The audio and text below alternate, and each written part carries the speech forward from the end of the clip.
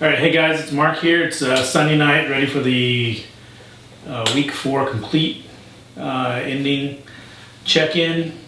I'm actually clean right now. I did a 45-minute ride earlier, and then my wife jumped on, and here's her headband and towel that's nasty. And so anyway, it's just gonna be part of the video because she rode after I did, and I don't feel like touching her nastiness. She's in there getting a shower right now, so it gives me time to do the video. All right, I am very happy this week. I weighed in this morning at 223.6, so that's a 2.6 loss for the week, and actually that brings me up to 9.8 pounds cumulatively. So things are looking good. Everything is going great right now.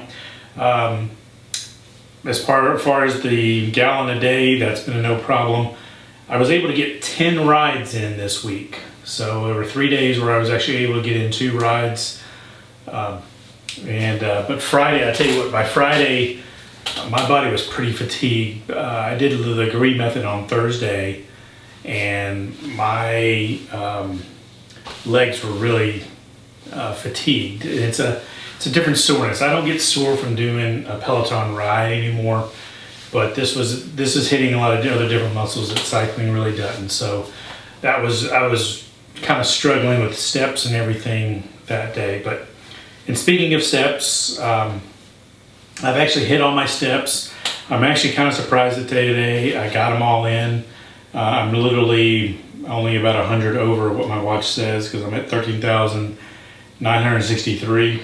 The watch has moved me up to 13,394 steps. So there's actually going to be a decision point that I've got to reach with this because I am going to start adding weightlifting back into my repertoire.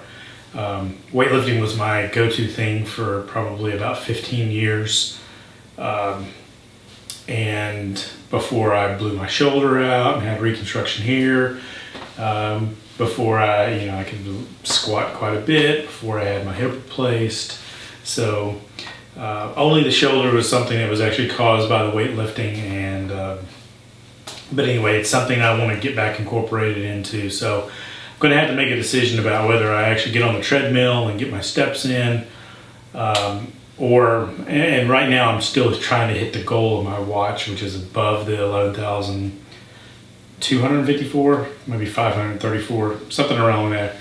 But it's getting to be, it's already in the last week, it's added an extra 2,000 steps to my daily goal. And that's basically an extra mile and a half that I've got to get in. And so really it's just becoming a time crunch thing. So I'm gonna have to make a decision about how I want to approach this, and maybe on the days that I don't do a Legree workout that, I get it. I reach for it another way. But anyway, I've got to work that out in my head about the way that's going to work. But I'm probably going to keep on trying to do what I'm doing. I got another week to decide on that. So let's see. The other thing, I guess the funny story I have for you is right now that my daughter goes to a private school, and my wife was friends with one of the fathers in the class on Facebook. I don't really do Facebook. The only thing I do Facebook for is the Peloton, and because you can actually post your rides automatically and everything. I don't normally do it. Well, turns out this guy was posting his rides, and my wife's like, I think Rob's got a bike. So I finally talked to him or sent him a text message, and turns out that he and I both got a bike almost at the same time. So he's a couple of years older than me, and he had about 50 more rides. With the surgery and everything, he was able to surge ahead, and he was significantly ahead. He's about at 159, I think, and I just did my 142nd one tonight, but that's counting for kind of next week. So anyway, my little secret is I stopped posting the Facebook and everything because I actually want to catch up to Rob and pass him and blow him away and everything. So he doesn't really know that right now. But, there's no reason to tell someone that you're going to do something ahead of time and they're just going to try to beat you. So anyway, I'm gonna wait till I guess you get, you know, 1 or 2 ahead of him before I start posting again. I'll probably make it blatant that I have more rides than him. So anyway, right now it's actually a motivating thing to get me to try to hurry up as fast as I can, because right now I think I'm 18 behind, maybe 17 after tonight. So he doesn't normally ride every single day, but he doesn't work. So yeah, I'm saying that if he ever sees this, I don't mean that he doesn't work, but he doesn't have a 9-to-5 job, let's put it that way, but he does have kids to take care of. Anyway, the other little thing I want you to know is that down below in the comment section, or not the comment section, but down below in the description of the video, I put in there all the information, the number of steps per day, the rides, what I did. And if you're following me, you know, if you follow me as a rider on the bike, you know, you can go in and take a look at my rides and see that I'm not lying about anything. I'm not trying to prove anything to you, but I'm not BS on this. So, you know, I'm not just taking 20-minute rides or 10-minute rides for that matter.